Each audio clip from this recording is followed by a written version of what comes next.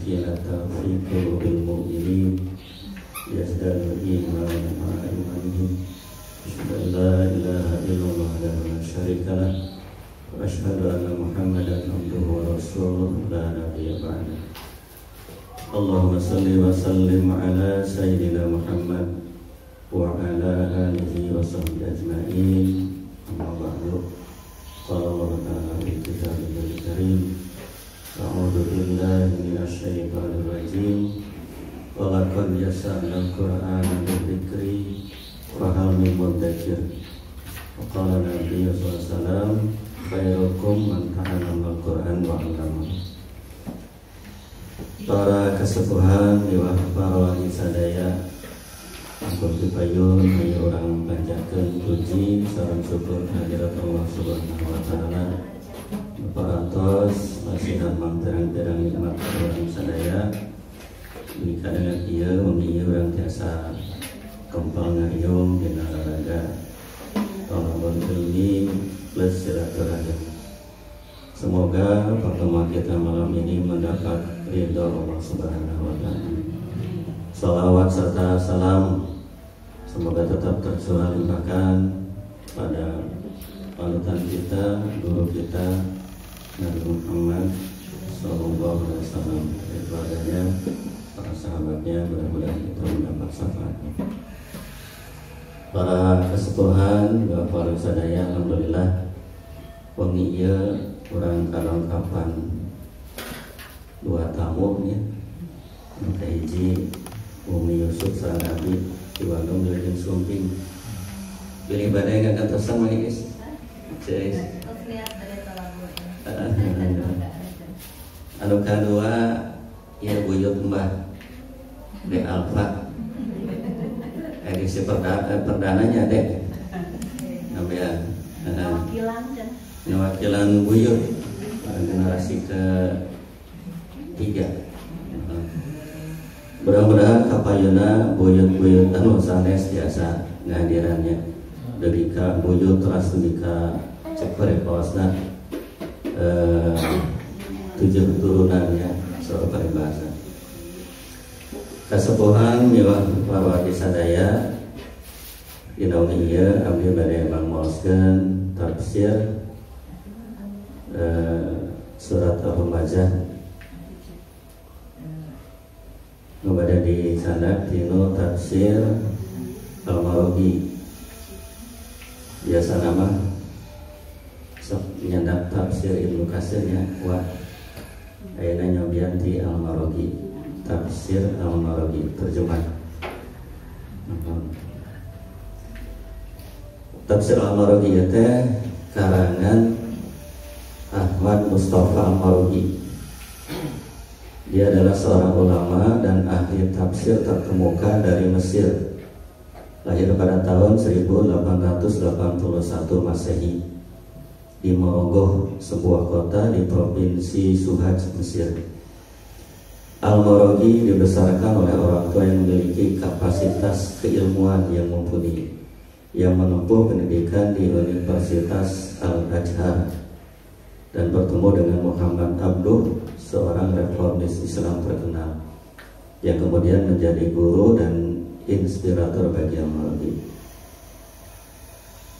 Karir dan prestasi: satu, menjadi hakim di Sudan dari tahun 1908 hingga 1919.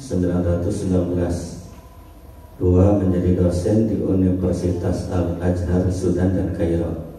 Tiga, diangkat sebagai rektor Universitas Al-Azhar selama 2 periode, yaitu tahun 1928 dan 1935. Kemudian menulis karya monumental yaitu Tafsir Al-Marughi yang menjadi salah satu tafsir modern paling populer. Beliau wafat pada tahun 1952 pada 99 tahun. Alhamdulillah Bapak Ibu semua, karya beliau sekarang ada di tangan kita. Jadi mudah-mudahan ini jadi amal jariah untuk beliau.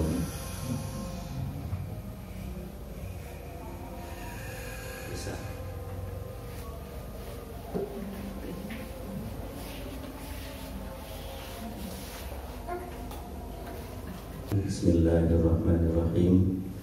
Wailun likulli humazatil lumazah alladzi jama'a malan wa 'addada yahsabu anna malahu akhlada kalla la yubadanna fil hutamah wa ma adraka mal hutamah narullahil muqaddatul lati tattali'u 'alal afidah innaha 'alaihim mu'sadah fi amadin mubadadah, yang artinya kecelakaanlah bagi setiap pengumpat lagi pencela yang mengumpulkan harta dan menghitung-hitung. Dia mengira bahwa hartanya itu dapat mengekalkannya. Sekali-kali tidak, sesungguhnya dia benar-benar akan dilemparkan ke dalam hutamah. Dan tahukah kamu apa hutamah itu? Yaitu api yang disediakan Allah, yang dinyalakan, yang naik sampai ke hati. Sungguhnya api itu ditutup rapat atas mereka, sedang mereka itu diikat pada tiang-tiang yang panjang. Surat Al-Humazah.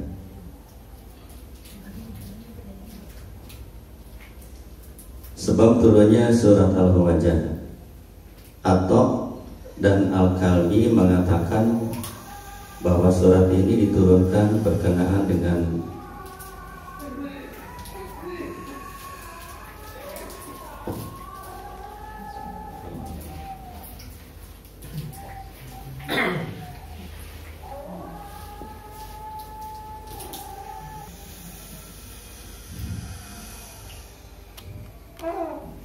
kita lanjutkan Bapak Ibu. Ini di awal penjelasan tentang Ashabun Najm disebutkan ada 3 nama, Atok, Al-Kalbi dan Al-Khannas. Itu komite apa mah lagi bingungnya jadi saha itu atau teh saha Al-Kalbi saha Al-Khannas. Upamanya yang terang dari handina buku mah dapat itu kedah seueur referensina ini generasi milenial mah DUP tinggal masuk aja ke aplikasi AI ya, tanyakan siapa atau itu. Nah ternyata AI bisa menjawab. Atau bin Abi Robah bukan sahabat Nabi, melainkan seorang ulama dari ahli fikih dari golongan tabi'in yang terkemuka. Ia lahir di Yaman dan pernah menjadi budak di Mekah sebelum akhirnya dibebaskan. Atau bin Abi Rabah dikenal karena keilmuannya dalam bidang fikih dan tafsir Al-Quran serta menjadi periwayat hadis yang terpercaya. Ia berguru kepada beberapa sahabat Nabi termasuk Abdullah bin Abbas alias Ibnu Abbasnya dan Jabir bin Abdullah. Atau bin Abi Rabah juga menjadi guru bagi beberapa ulama terkenal dan pemikirannya dalam fikih menjadi salah satu sumber belajar bagi imam. Nah, nomor 2 Al-Kalbi. Nama lengkapnya Dihyah bin Khalifah Al-Kalbi, adalah seorang sahabat Nabi Muhammad SAW yang dikenal karena ketampanannya. Malaikat Jibril seringkali datang kepada Nabi Muhammad dalam wujud Dihyah Al-Kalbi. Beliau masuk Islam sebelum perang Badar dan turut serta dalam berbagai peperangan termasuk perang Uhud dan perang Yarmuk. Dia Al-Kalbi juga dipercaya oleh Nabi Muhammad untuk menyampaikan surat dakwah kepada Kaisar Romawi, yaitu Heraklius. Nah, di sini disebutkan Atho dan Al-Kalbi mengatakan bahwa surah ini diturunkan berkenaan dengan Al-Khannas ibnu Suraid. Al-Khannas ini sangat gemar memperolok-olok dan mengumpat orang lain, terutama terhadap Rasulullah SAW. Nah, siapakah Al-Khannas ini? Kita tanya lagi ke PI ya. Al-Khannas bin Suraik adalah seorang bangsawan dari Bani Sakib dan pemimpin Bani Zuhrah di Mekah pada masa pra-Islam dan awal Islam. Dia dikenal sebagai seorang yang bijaksana, cerdik, dan memiliki tutur kata yang manis. Namun Al-Khannas juga dikenal sebagai seorang munafik yang pura-pura memeluk Islam demi kepentingan pribadi. Kisah Al-Khannas bin Suraik. Al-Khannas mendatangi Nabi Muhammad SAW dan menyatakan keislamannya, namun kemudian melarikan diri dan melakukan kerusakan di bumi, seperti membakar tanaman dan membunuh hewan ternak. Perilakunya ini kemudian diabadikan dalam Al-Quran surat Al-Baqarah ayat 204-205 yang menggambarkan orang-orang munafik yang berbicara manis namun berniat jahat. Penjelasannya masih panjang, Bapak Ibu, Bapak Warga memari al-sarayanya. Jadi di sini ada 3 tokoh. Yang pertama tokoh yang baik yaitu Ato dan Al-Kalbi, yang kedua Al-Khannas ya. Al-Khannas nanti yang berkaitan dengan surat Al-Humajah. Muqatil mengatakan bahwa surat ini diturunkan berkenaan dengan Walid bin Mughirah. Ia berani mengumpat Nabi dari belakang, di samping mencaci secara terus terang.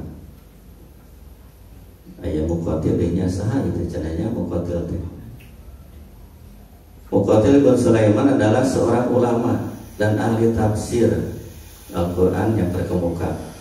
Lahir di Balkh, Khurasan pada sekitar tahun 60-80 Hijriah dan wafat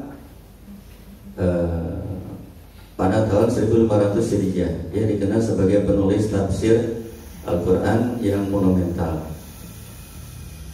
Muqatil mengatakan bahwa surat ini diturunkan berkenaan dengan Walid bin Mughirah. Ia berani mengumpat Nabi dari belakang, di samping mencaci secara terus terang. Mengumpat dari belakang, jantan mengumpat saat mencaci itu hampir sama, tapi biasanya mengumpat itu dari belakang, tidak di depan orangnya. Kemudian mengumpat itu biasanya ditujukan kepada umum, tidak langsung ke pribadi. Tapi kalau mencaci biasanya di depan orangnya, terang-terangan dan bersifat pribadi. Muhammad bin Ishaq menulis kitab Sirah mengatakan, masih terngiang di telinga kami bahwa surat ini diturunkan berkenaan dengan sikap Umayyah ibnu Khalaf. Jadi para kesepuhan warga sadaya, terutama ini anak-anak generasi milenial, ternyata HP ini bisa jadi teman kita untuk belajar Al-Quran, belajar sejarah. Hanya mungkin suatu ketika harus juga dikonfirmasi ke ulama yang ada di sekitar kita, ke Maudi misalnya ya. Sebab jelas mungkin yang membuat aplikasi ini kan belum tentu Islam ya, tapi yang mengisi materinya ya mungkin dari kalangan Muslim gitu ya. Tapi apakah ini termasuk ahla dzikri? Mungkin wasalu ahla dzikri kata ingduntum la ta'lamun ya. Tapi paling tidak Bapak Ibu, kita bisa memperluas wawasan dengan handphone ini ya. Di satu sisi handphone menyita banyak waktu kita untuk belajar Al-Quran, tapi di sisi lain kalau dimanfaatkan dengan sebaik-baiknya, ini bisa jadi pelengkap kita dalam mempelajari Al-Quran. Bapak Ibu, yang pertama ayatnya wailul likulli humazatil humazah. Murka dan siksaan Allah untuk setiap individu yang gemar mengumpat orang lain, yang berarti memakan daging orang lain, di samping menyakiti mereka ketika ada ataupun tidak ada. Kemudian Allah menjelaskan sebab cacatnya orang yang mempunyai watak seperti itu, yakni suka menggunjingkan orang lain ketika tidak ada. Karena Allah berfirman dalam ayat berikut ini,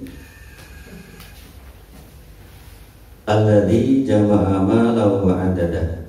Sebenarnya yang mendorong seseorang berbuat merendahkan dan meremehkan orang lain adalah karena kesukaannya mengumpulkan harta benda, di samping kesukaannya menghitung-hitung kekayaan berkali-kali, dan dia mendapatkan kelezatan di dalam menghitung harta yang dimilikinya itu. Jadi sifat pengumpat, pencela erat kaitannya dengan harta, dengan kekayaan yang kita miliki. Ia berpendapat bahwa tidak ada kemuliaan melainkan hanya dengan harta, dan tidak ada kejayaan tanpa harta tersebut. Jika harta yang dimilikinya itu semakin bertambah, ia menduga bahwa dirinya semakin naik derajatnya, sehingga ia meremehkan dan merendahkan orang yang mempunyai kemuliaan dan keistimewaan yang disebabkan bukan karena harta. Jadi dia menganggap bahwa hanya harta yang bisa memuliakannya. Kemudian sedikit pun ia takkan merasa takut tertimpa musibah atau bencana dengan banyaknya perbuatan mengumpat, mencaci dan merobek-robek kehormatan orang lain. Hal ini karena kesombongan yang sudah mendarah daging, sehingga ia lupa akan mati. Ia telah mati dan buta hatinya, tidak mampu melihat akibatnya kelak di akhirat, di samping tidak mau merenungkan keadaan dirinya sendiri. Ayat 1 dan 2 menjelaskan tentang perilaku mengumpat dan mencela sangat berkaitan dengan kekayaan yang kita miliki. Di sini disebutkan ada kenikmatan, kelezatan dalam menghitung-hitung harta yang dimilikinya. Misalnya mungkin ya ibu-ibu lu gaduh gelang 10, unggal inten di etang nya enjing di etang gelang teh 10 kayak satan bade bobo di etang deui 10 kan. Jadi katanya ada kenikmatan ketika menghitung-hitung itu, dan dia menganggap semuanya akan mengekalkannya. Kemudian Allah menjelaskan kesalahan dan dugaan seperti ini. Untuk itu Allah berfirman dalam ayat berikutnya, yahsabu annama lahu akhlada. Pencaci dan pengumpat menyangka bahwa apa yang dia miliki berupa harta dan benda dapat melanggengkan hidup di dunia, di samping dapat menjamin keamanan dari kematian, karena ia berbuat seperti orang yang seakan-akan hendak hidup abadi di dunia dan tidak akan dikembalikan ke akhirat, ketika ia akan disiksa akibat dari perbuatannya yang tidak baik. Setelah Allah menjelaskan ancaman kepada orang-orang yang punya sifat seperti itu dengan siksanya yang keras, kemudian Allah SWT menjelaskan tentang sebab-sebab mereka berani melakukan pekerjaan yang dimurkai tersebut, yakni keyakinan mereka bahwa harta bendanya itu dapat menyelamatkannya dari kematian. Kemudian Allah menyebutkan secara terperinci mengenai siksaan untuk mereka yang memang telah dipersiapkan secara pasti. Untuk itu Allah berfirman dalam ayat berikutnya, kalla la yumbadanna fil khutama. Perhatikanlah wahai orang-orang yang suka mengumpat, berhentilah dari perbuatan kalian dan janganlah sekali-kali kalian menduga bahwa harta kalian bisa menjadikan hidup abadi. Sesungguhnya yang lebih bermanfaat itu adalah ilmu, pengetahuan, dan amal saleh. Demi Allah, kalian akan dicampakkan ke dalam api neraka. Kemudian kalian akan dihiraukan dan dijauhkan dari rahmat Allah.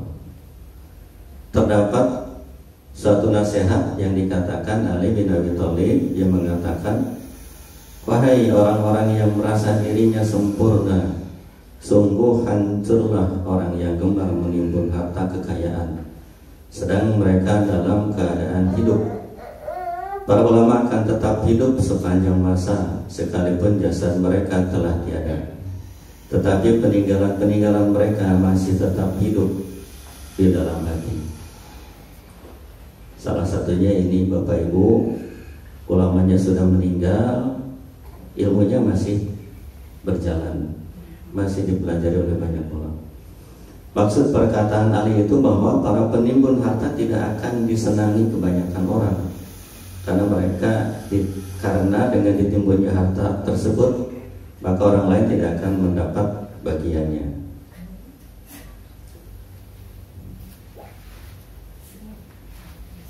Kemudian Allah menggambarkan keadaan mereka itu dengan gambaran yang sangat menakutkan. Untuk kita berfirman dalam ayat berikutnya, bahwa adraka mal hutamah. Pada dasarnya hutamah itu tidak bisa digambarkan dengan pikiran. Yang namanya neraka tidak bisa dilihat dengan mata. Wala ainun ra'at, wala udhunun sami'at, wala khatara bi qalbil basar. Bentar dilempatnya. Hakikat yang sungguhnya sama sekali takkan diketahui. Kalian tidak mengerti apapun tentang hutamah itu kecuali orang-orang yang berhak menghuninya. Kemudian Allah menafsirkan pengertian hutamah itu setelah sebelumnya disebutkan secara abstrak. Untuk kita berfirman, narul muqadah. Sungguhnya hutamah itu adalah neraka yang telah diciptakan Allah untuk menyiksa orang-orang yang berbuat maksiat dan jahat. Sifat neraka tersebut adalah menyala-nyala dan tak pernah padam, bahkan tetap terus menyala. Dalam hal ini tidak ada yang dapat mengetahui kecuali yang Maha Menciptakan. Kemudian Allah memberi sifat neraka itu dengan gambaran yang berbeda dengan api yang ada di dunia. Hal ini dimaksudkan untuk diketahui oleh umat manusia bahwa api neraka itu berbeda dengan api yang ada di dunia.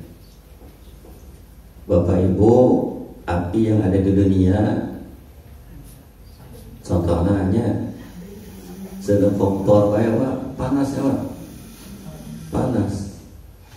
Matahari yang ada di dunia, Bapak Ibu, suhunya bisa sampai 6.000 derajat Celcius. Dan segala materi yang dilemparkan ke matahari akan berubah menjadi uap. Jadi di matahari mau aya gas hidrogen sareng helium bae ku panas-panasna. Eta sehingga anu aya di dunia. Komo deui pami sehingga anu aya di akhirat di neraka ya.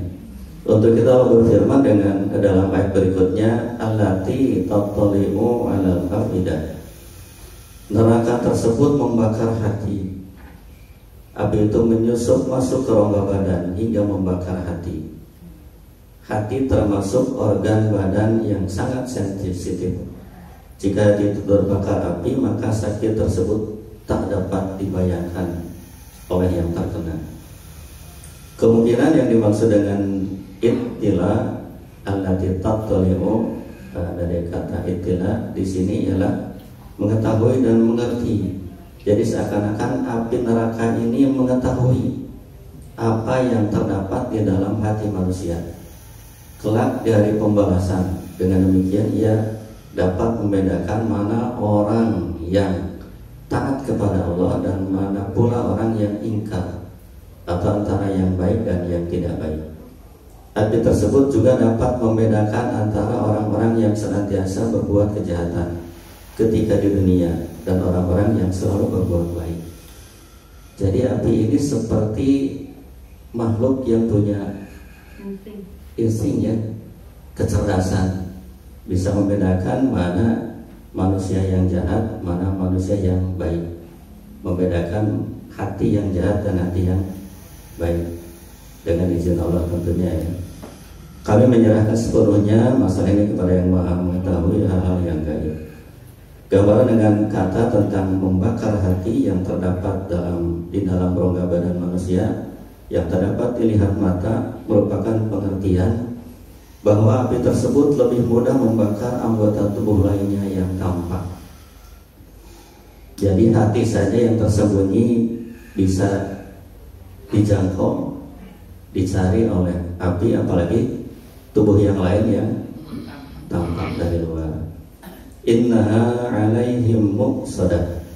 Neraka tersebut terkunci di dalamnya, penuh dengan orang-orang yang berdosa. Mereka itu sama sekali tidak bisa keluar dalam neraka. Jika mereka berkeinginan untuk keluar, keinginan itu pun tidak pernah kunjung terlaksana. Keadaan mereka ini digambarkan di dalam Al-Quran.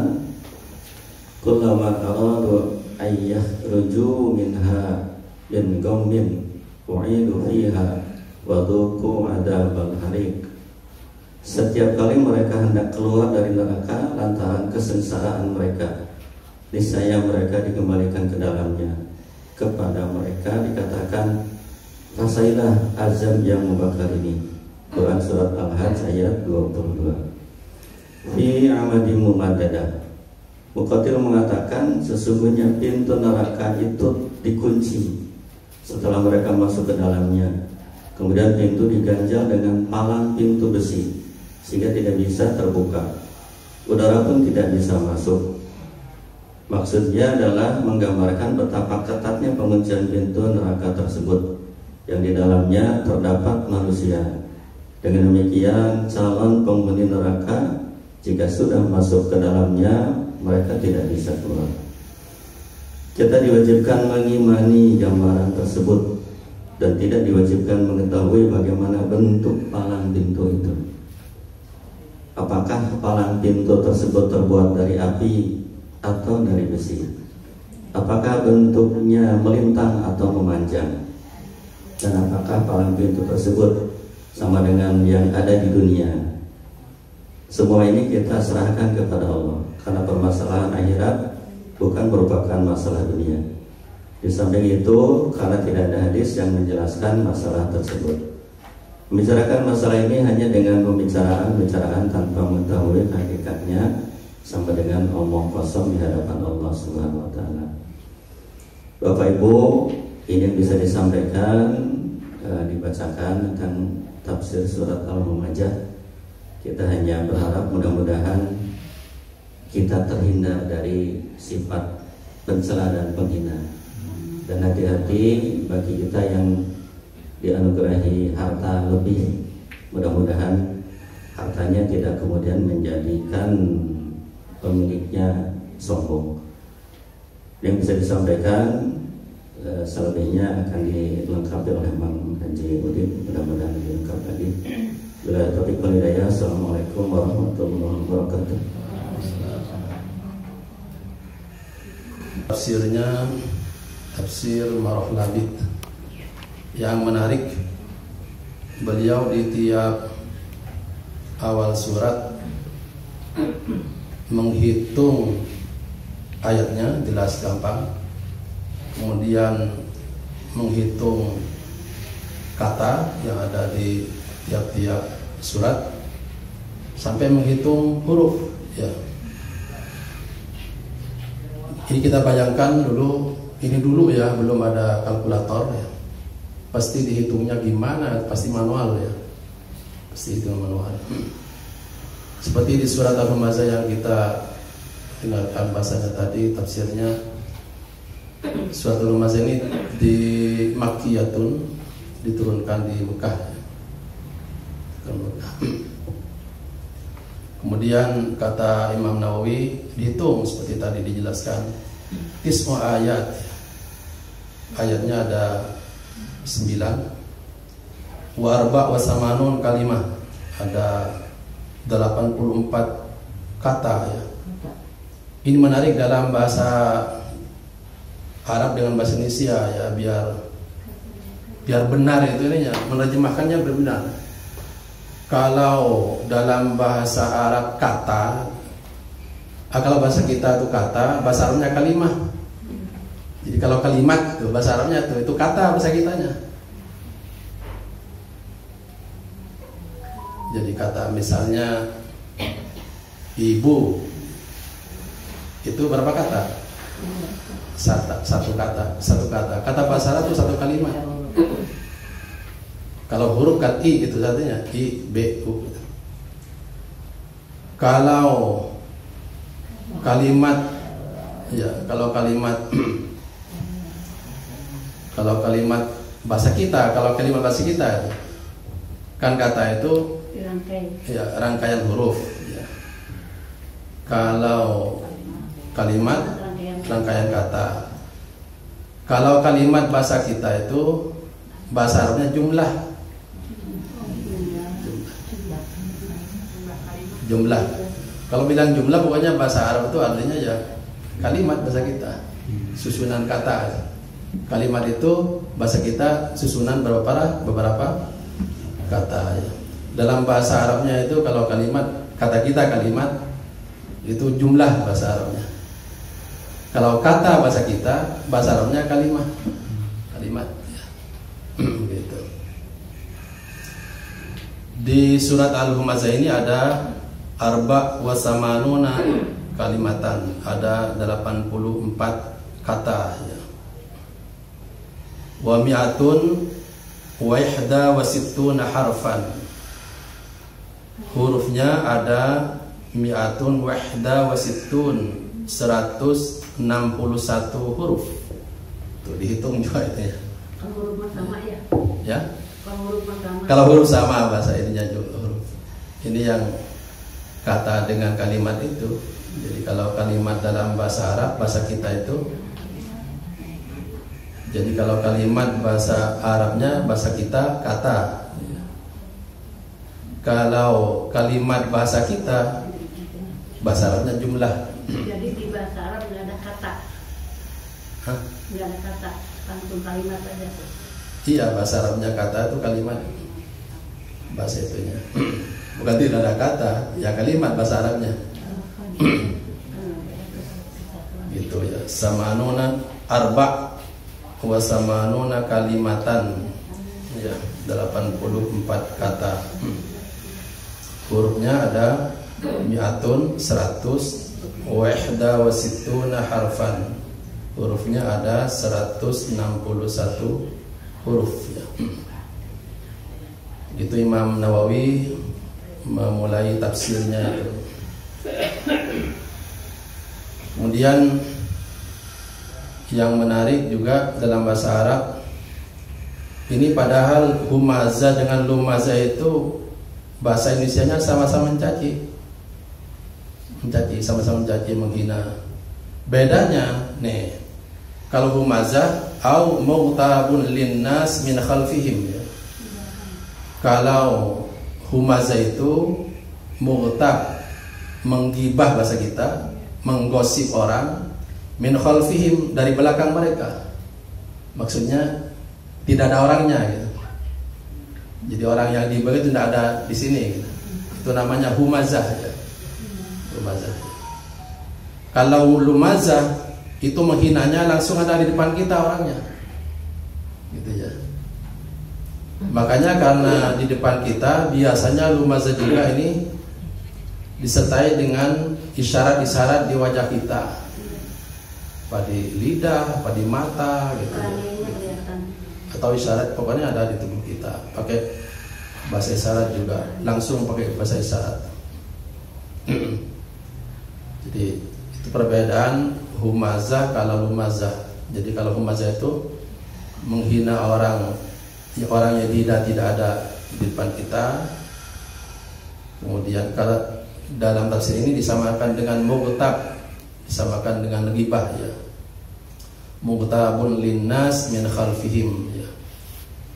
Kalau lumazah ai ta'an ya, penghina ya, penghina orang fi wujuhihim, penghina orang langsung di depan wajahnya, yang berhadapan face to face. Atuhat istilahnya. Itu bedanya ya, antara humazah dengan lumazah. Ternyata ini tafsir diambil dari penjelasan tafsir sahabat namanya Ibnu Abbas radhiyallahu anhu. Menafsirkan begini itu. Humazah menghina orang ketika tidak ada orang yang dihinanya depannya. Kemudian lumazah menghina orang langsung di hadapannya. Itu dari pendapat Ibnu Abbas radhiyallahu anhu. Tadi diminta dikonfirmasi ya. AI atau AI? AI. Ya kalau pakai bahasa Inggris ya AI itu. Kalau bahasa Indonesia berarti AI ya. AI ya. Neng AI ya. AI. Jadi ya bagaimanapun juga itu hasil orang yang program ya. Jadi isi komputer itu orang yang memprogram. Maka menarik Wais tadi, memang harus dikonfirmasi dengan teks riwayat yang ada ya. Ternyata AI ada salahnya tadi juga. Misalnya ya, ini dikonfirmasi oleh saya dengan riwayat ya, riwayat tuh di teks riwayatnya. Terutama kalau itunya benar, kontennya itu, isinya benar. Tapi nama orangnya salah. Bukan Khonnas tapi Akhnas ya. Akhnas bin Syuraik namanya. Kan tadi disebut Khonnas saja ya. Bukan Khonnas namanya, tapi Akhnas ya. Akhnas bin Syuraik. Itu di hadis nazalat hadil ayah fi Akhnas bin Syuraik fa innahu kana yalmizun nas wa yaltabuhum wa khassatan Rasulullah sallallahu alaihi wasallam. Akhnas ini adalah orang yang sering mencaci orang, caci yang lain, wa yaltabuhum juga menggosip mereka, wa khassatan Rasul sallallahu alaihi wasallam. Terlebih-lebih lagi yang sering dihina oleh Syuraik ini adalah Akhnas bin Syuraik. Akhnas adalah Rasulullah Muhammad sallallahu alaihi wasallam. Jadi itu mengkonfirmasi nama ya. Tadi bukan Akhnas tapi Akhnas bin Syuraik. Kemudian tadi mengenalkan juga Atha dan Al-Kalbi ya. Atha ini tabi'in ya. Karena belajar ke sahabat tapi belum pernah ketemu dengan Nabi Atha itu. Kalau Al-Kalbi pernah ketemu dengan Nabi. Aslinya namanya Dihyah Al-Kalbi. Orangnya yang ganteng tuh. Kadang-kadang di hadis juga disebut malaikat Jibril kalau mendatangi Nabi itu mirip Dihya Al-Kalbi. Dihya Al-Kalbi ini. Jadi bedanya kalau Atha ini tabi'in, orang mukmin selama hidup sampai meninggalnya dan pernah ketemu dengan sahabat tapi tidak ketemu dengan Nabi. Itu namanya tabi'in. Kalau sahabat adalah orang mukmin yang hidup sampai meninggalnya pernah ketemu dengan Nabi. Itu namanya sahabat. Itu ininya mata rantainya itu. Tafsir yang tadi disampaikan yang mengambil pendapat dari tabi'in, dari Imam Atha. Imam Atha dapat dari Al-Kalbi, dari tabi'in kemudian dari sahabat. Jadi kuat tafsirnya ya. Wallahu alam. Demikian tentang konfirmasi di riwayat ini ya. Intinya di ayat ini menjelaskan tentang akibat dari orang yang mencaci ya. Humazah dan lumazah juga kalau di nahwu itu menunjukkan kata yang ada pengulangan ya. Jadi, artinya sering ya. Jadi humazah ini sudah menjadi watak ya. Jadi sifat mencelanya itu bukan sekali dua kali, itu memang sudah jadi watak ya. Baik yang tidak ada orangnya, yang humazah atau lumazah, atau yang langsung depan orangnya. Jadi pengulangan artinya peristiwa mencacinya itu berulang-ulang. Dari kata humazah dan lumazah ini ya. Di ilmu nahwu ada nanti istilahnya at-tikrar, ada ininya pengulangan aktivitasnya di humazah dengan lumazah ini, artinya diulang-ulang pekerjaan mencacinya itu diulang-ulang. Di awal ayatnya disebut wailun juga disebut syiddatu adzab ya. Siksaan yang sangat keras bagi humazah dan lumazah, pengumpat yang di belakang dan tahu juga pencaci yang di depan manusia. Sangat keras siksaannya, wail. Tapi juga wailun artinya wadun fi jahannam. Wailun juga adalah sebuah jurang ya. Wadun artinya wadun aslinya wadi ya, lembah ya. wadi mubarak. Lembah tadinya artinya wadun, tapi diartikan sebagai jurang. Fi jahannam, di tengah-tengah jahannam. Karena di neraka ayat jurangan deh gitu ya. Kalau disebut jahannam baik di Quran dan hadis biasanya mewakili seluruh neraka biasanya. Jadi kita ini nanti di ayat Quran atau di hadis banyak disebut jahannam, itu berarti mewakili neraka. Maka di ayat ini, di surat ini nanti dirinci neraka apa ini ya, jahannam ya, neraka apa? Ternyata di akhirnya itu hukumah, nama itu ya, spesifiknya itu, yang nama khususnya itu. Jadi kalau disebut jahannam itu masih umum, ya bisa jahannam memang neraka yang paling dangkal, tempatnya orang-orang mukmin yang maksiat itu masih nanti transit di jahannam. Naudzubillah min dzalik. Kalau nama-nama yang khusus, kapling-kapling khusus nanti ada nama-nama tersendiri, ada sa'ir, ada jahim, naudzubillah, ada hutamah, ada hawiyah gitu ya. Sama dengan sorga. Sorga kalau disebut firdaus itu mewakili semua sorga. Padahal sorga itu kan banyak namanya. Maka kata Nabi dalam sebuah hadis, kalau memohon sorga sebut firdaus saja. Ya, ada hadis tuh ya, yang intinya kalau kita memohon sorga sebut aja firdaus. Ya nanti Allah yang mengkapling sorganya di mananya itu. Untuk menyebut mewakili semua sorga sebut aja firdaus. Gitu. Jadi kalau neraka itu namanya diwakili oleh jahannam, kalau sorga diwakili oleh firdaus. Wallahu a'lam. Nah, wailun ini katanya wadun fi jahannam, adalah sebuah jurang di dalam neraka. Wailun itu min qayhin wa damin.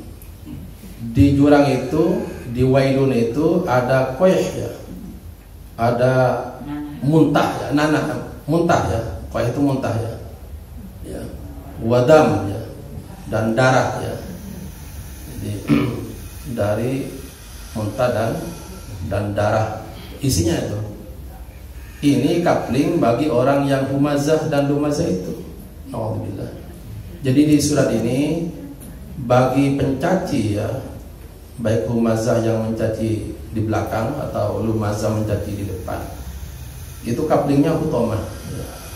Ini hutamah. Juga termasuk orang yang alladzi jama'a malan wadata, termasuk juga orang yang tergila-gila dengan harta. Alhamdulillah min dzalik.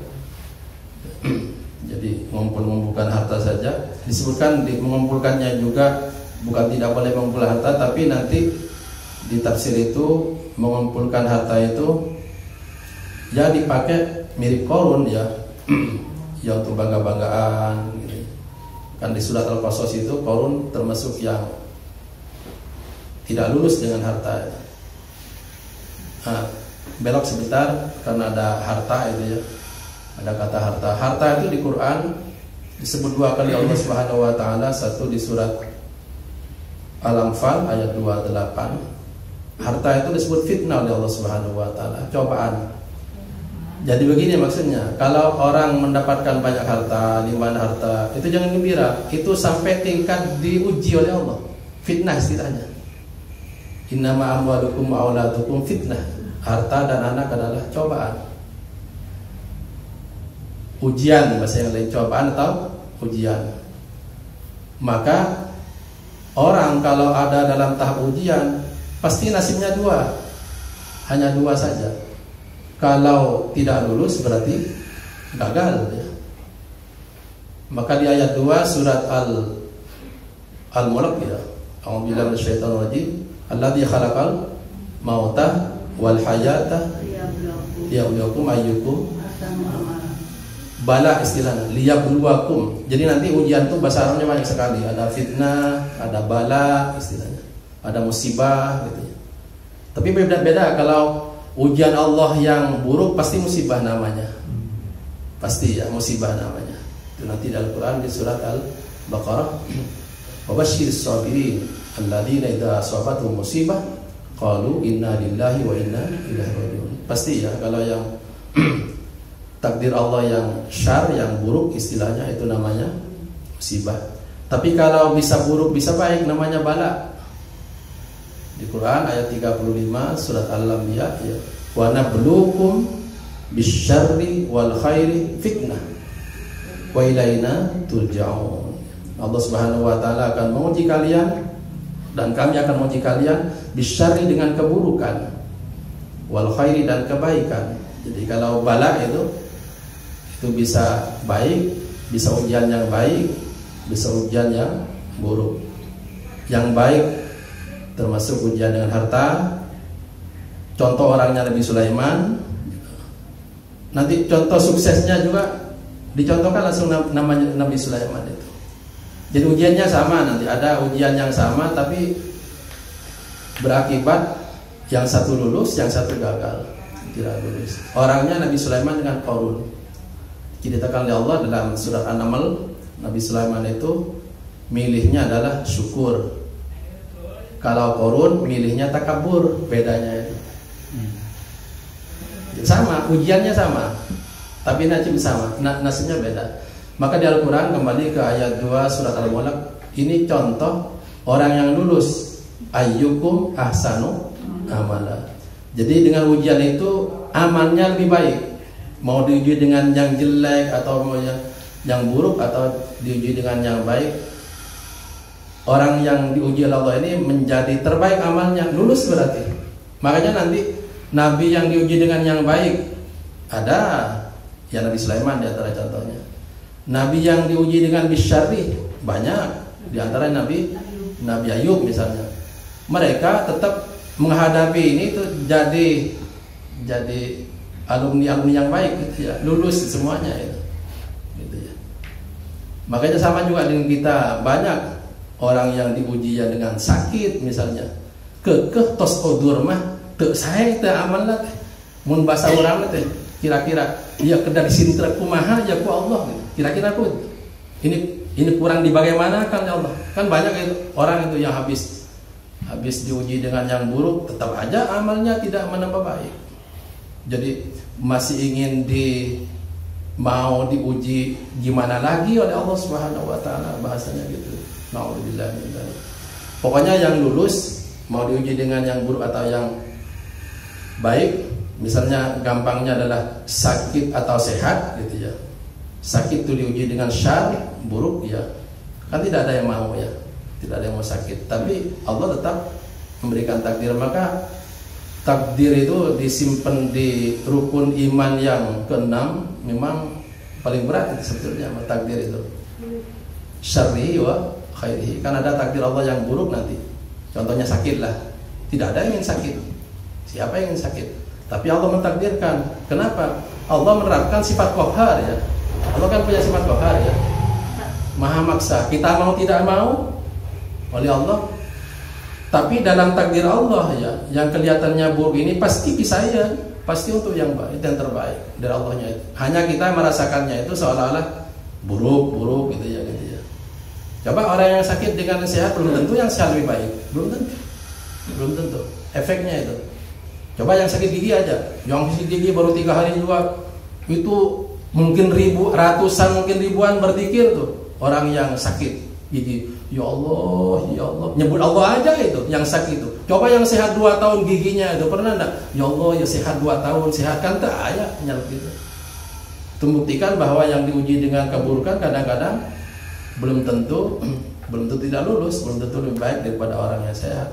Nah, ya, belum tentu yang sehat belum lebih baik daripada orang yang sakit. Artinya yang sakit belum tentu lebih buruk nilainya daripada Allah Subhanahu wa taala, tergantung menghadapinya. Maka Nabi singkat cerita hanya ada 2 sikap menghadapi hidup ini ya. Kata Nabi di hadis kama qila fi riwayah, ajaban li amril mu'min ya. Saya sangat kagum kepada orang mukmin ya, kata Rasulullah. Inna amrahu kullu khair ya. Semua urusannya baik. Walaysa dzalika lil mu'min. Tidak semua orang dapat nasib begitu kecuali mukmin saja. Inna sabahu syarra fasyakara fadzalika khairun lahu. Kalau dapat kelapangan, dapat yang enak, diuji yang enak, fasyakara disyukuri, fadzalika khairun lahu. Jadi baik. Tapi kalau dikena dharra, kata Nabi, penderitaan, kesempitan, fasabar, sabar, fadzalika khairun lahu, maka jadi kebaikan. Jadi bagi orang mukmin tidak ada alasan sebetulnya untuk tidak baik ya. Tinggal cara menghadapinya saja. Wallahu alam ya. Jadi kesimpulannya ini sangat celaka, wailun bagi pengumpat, jadi nerakanya di surat ini kapling negaranya disebut neraka hutamah ya. Dan di dalamnya juga sampai dirinci tadi itu ya, di nerakanya itu disebut oleh Allah Subhanahu wa taala di akhir-akhirat, wa ma adraka mal hutamah narullahil muqaddah allati tattali'u 'alal afidah innaha 'alaihim mu'sadah fi 'amadin mumaddadah. Nerakanya ditutup juga ya, mumaddadah. Kemudian fi 'amadin mumaddadah. Mumaddadah ini nanti fi 'amadin mumaddadah. Nanti amad itu dari imad, tihang. Mumaddadah artinya di talian, di borgol. Jadi di dalam neraka di talian, di tiang, kemudian mumaddadah di borgol ya. Nauzubillah min dzalik. Nerakanya ditutup. Ya, tidak bisa keluar. Nauzubillah min dzalik. Semoga kita Allah Subhanahu wa taala beri kemampuan menjauhi ini ya. Ini paling gampang ini.